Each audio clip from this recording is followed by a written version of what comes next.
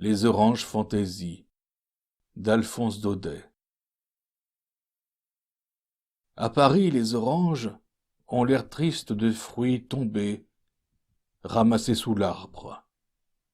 À l'heure où elles vous arrivent en plein hiver pluvieux et froid, leur écorce éclatante, leur parfum exagéré dans ces pays de saveurs tranquilles, leur donne un aspect étrange, un peu bohémien. Par les soirées brumeuses, elles longent tristement les trottoirs, entassées dans leurs petites charrettes ambulantes, à la lueur sourde d'une lanterne en papier rouge. Un cri monotone et grêle les escorte, perdus dans le roulement des voitures, le fracas des omnibus. À deux sous la Valence. Pour les trois quarts des Parisiens, ce fruit cueilli au loin, banal dans sa rondeur, où l'arbre n'a rien laissé qu'une mince attache verte, tient de la sucrerie, de la confiserie. Le papier de soie qui l'entoure, les fêtes qui l'accompagnent, contribuent à cette impression. Aux approches de janvier surtout, les milliers d'oranges disséminées par les rues, toutes ces écorces traînant dans la boue du ruisseau, font songer à quelque arbre de Noël gigantesque, qui secourait sur Paris ses branches chargées de fruits factices. Pas un coin où on ne les rencontre. À la vitrine claire des étalages, choisis et parés, à la porte des prisons et des hospices, parmi les paquets de biscuits, les tas de pommes, devant l'entrée des bals, des spectacles du dimanche, et leur parfum exquis se mêle à l'odeur du gaz, au bruit des crin-crins, à la poussière des banquettes du paradis.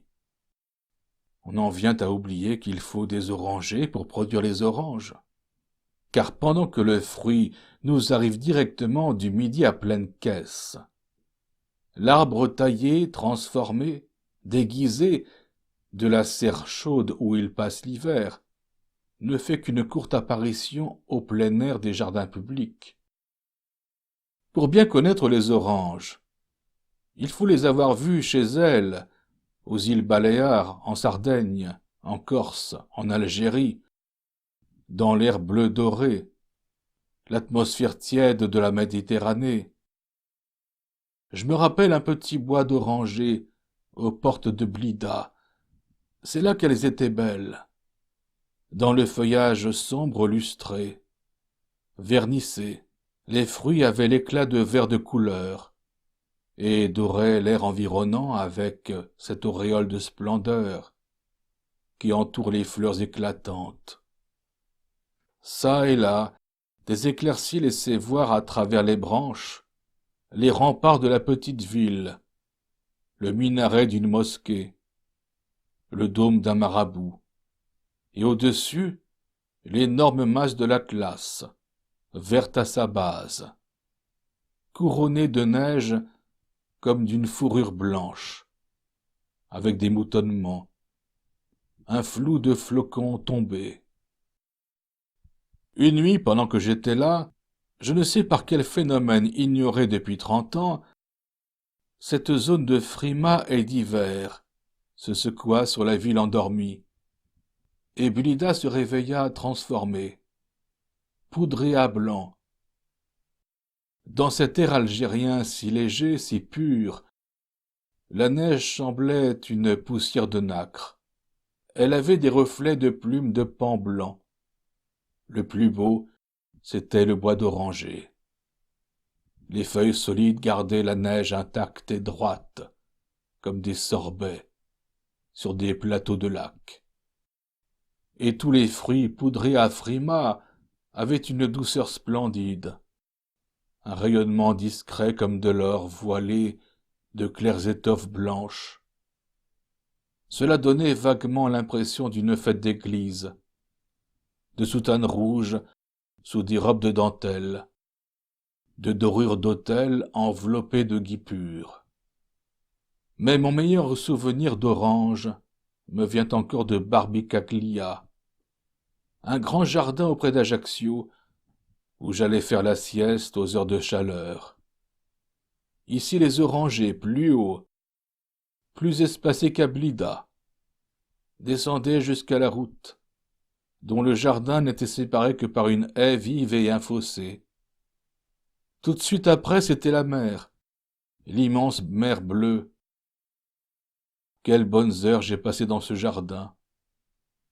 Au-dessus de ma tête, les orangers en fleurs et en fruits brûlaient leur parfum d'essence.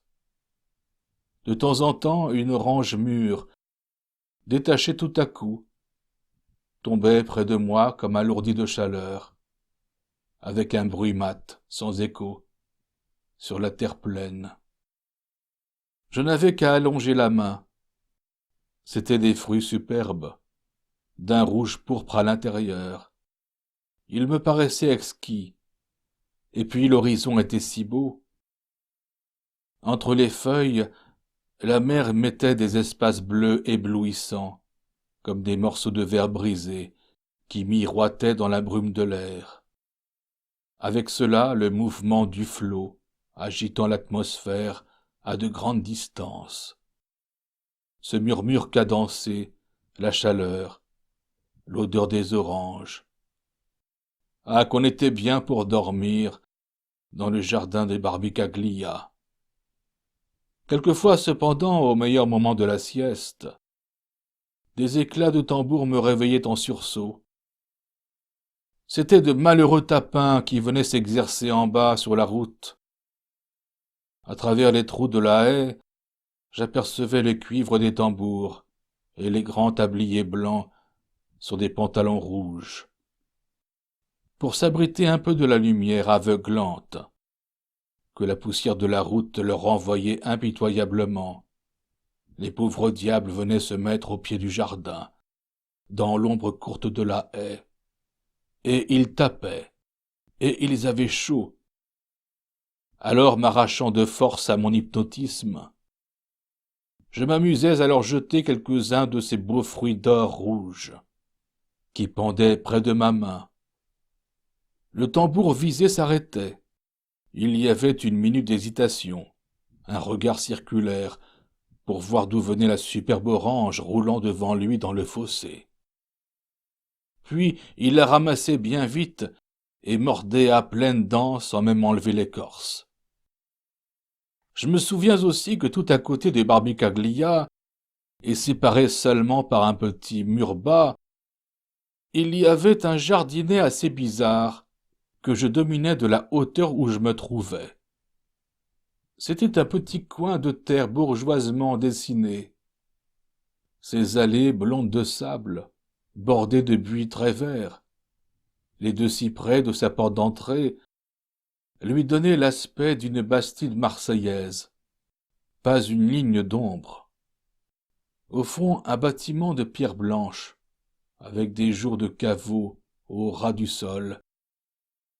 J'avais d'abord cru à une maison de campagne, mais en y regardant mieux, la croix qui la surmontait, une inscription que je voyais de loin creusée dans la pierre, sans en distinguer le texte, me fit reconnaître un tombeau de famille corse.